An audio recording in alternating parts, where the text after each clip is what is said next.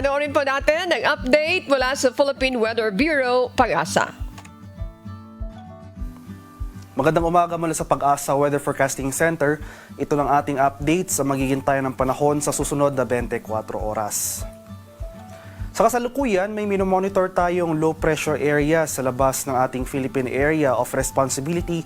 Latest location natin kaninang alas 3 ng umaga, nasa layo ito ng 1,445 kilometers silangan ng Eastern Visayas. So sa ngayon, maliit pa naman yung tsansa na maging bagyo ito within the next 24 hours at sa ngayon din, wala pa itong direktang epekto sa anumang bahagi ng ating bansa. So dahil walang epekto itong low pressure area at nandito pa rin tayo sa tinatawag nating monsoon break, ito yung panahon na kung saan hindi umaabot yung habagat sa malaking bahagi ng ating bansa. Itong southwest monsoon pala ay umiiral dito sa area ng extreme northern Luzon. Pero since nasa monsoon break pa rin tayo, ay makakaranas pa rin tayo ng mainit at palinsangang panahon sa Metro Manila at malaking bahagi ng Pilipinas. Pero nandyan pa rin yung mga tsansa ng mga pulupulong pag-ulan na may pagkulog at pagkilat na dulot ng thunderstorms, especially sa hapon at sa gabi. Para naman sa magiging lagay ng ating panahon ngayong araw dito sa Luzon, for Metro Manila and the rest of Luzon, magpapatuloy nga itong generally fair weather ngayong araw. So bahagyang maulap hanggang sa maulap na papawirin ang ating inaasahan at sasamahan lamang yan ng mga biglaan at panandaliang pag-ulan na dulot ng thunderstorms. Yung mga pag-ulan na dulot ng thunderstorms na ito kadalasan nangyayari sa dakong hapon o sa gabi. Para naman sa areas ng Palawan, Visayas at sa Mindanao, hindi rin umaabot yung habagat sa mga lugar na ito. Kaya asahan na rin natin itong fair weather. So tulad sa Luzon, magpapatuloy itong mainit at maalinsangang panahon over these areas. Magdala pa rin tayo ng payong, pananggalang yan sa init ng araw. Simula umaga hanggang sa tanghali at pananggalang naman yan sa mga biglaang pag-ulan sa hapon hanggang sa gabi. So asahan natin ang mataas sa tsansa ng thunderstorm activity, especially dito sa area ng Mindanao. Sa kalagayan naman natin karagatan sa kasalukuyan, walang nakataas na gale warning at banayad hanggang sa tamtamang pag-alon ang mararanasan sa malaking bahagi ng ating bansa. Gayunpaman, iba yung pag-iingat pa rin sa ating mga kababayan na maglalayag sapagkat kung meron tayong offshore thunderstorm activity, ito yung mga pag-ulan sa ating mga dagat baybayin, asahan natin ang mga pagbugso ng hangin, kaakibat nito ang bahagyang pagtaas ng ating mga alon. At para naman sa ating weather outlook sa mga susunod na araw, so para sa low pressure area na ating minomonitor sa labas ng ating bar, posible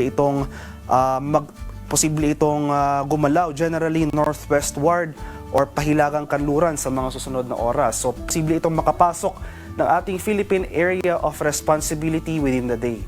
Pero for the next few days, so from Tuesday to Wednesday, mananatiling malayo itong low pressure area sa ating kalupaan.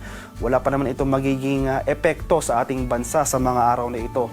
So sa araw ng Martes hanggang sa Miyerkules, magpapatuloy itong fair weather, maaliwalas sa panahon sa malaking bahagi ng Pilipinas. So magpapatuloy ngayong mainit at malinsangang panahon at yung mga tsansa ng mga biglaan at panandaliang pag-ulan na dulot ng thunderstorms. Pero pagsapit ng Thursday to Friday, dahil patuloy ngayong paglapit nitong low pressure area sa ating kalupaan, posible tayong makaranas ng mataas sa tsansa ng mga kaulapan at mga kalat-kalat na pag-ulan, pagkulog at pagkilat sa silangang bahagi ng Southern Luzon at Visayas area. So itong area ng Bicol Region, Eastern Visayas, possible sa mga araw na ito, Thursday to Friday, makakaranas na tayo dyan ng mga kalat-kalat na pag-ulan. Possible as early as Wednesday afternoon to evening, magsisimula ng mga kaulapan over this area. So patuloy tayong umantabay sa mga future weather updates na ipapalabas ng Pag-asa ukol sa papalapit na sama ng panahon na ito. And in the case nga pala na maging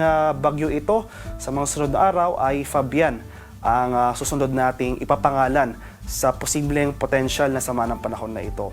So patuloy nating i-monitor itong low pressure area na papalapit. So muli, low chance na maging bagyo for the next 24 hours, pero patuloy yung pag-monitor natin para sa tropical cyclone development sa mga susunod na araw. Ang haring araw sa Kamunilaan ay sisikat mamayang 5:40 ng umaga, lulubog naman mamaya sa kanap na 6:24 ng hapon. At para sa karagdagang impormasyon tungkol sa ulat panahon ay maaring i-follow kami sa aming social media accounts at DOST_Pag-asa. Mag-subscribe na rin kayo sa aming YouTube channel sa DOST Pag-asa Weather Report At palaging bisitahin ang aming official website sa pag-asa.usa.gov.ph at para ma-access yung mga rainfall advisories or thunderstorm advisories na ini-issue ng ating Pag-asa Regional Center sa ating mga lokalidad, ay maaring bisitahin rin ang official website ng panahon.gov.ph. At napanood po natin ang update mula kay Pag-asa Weather Specialist Daniel James E. Villamil.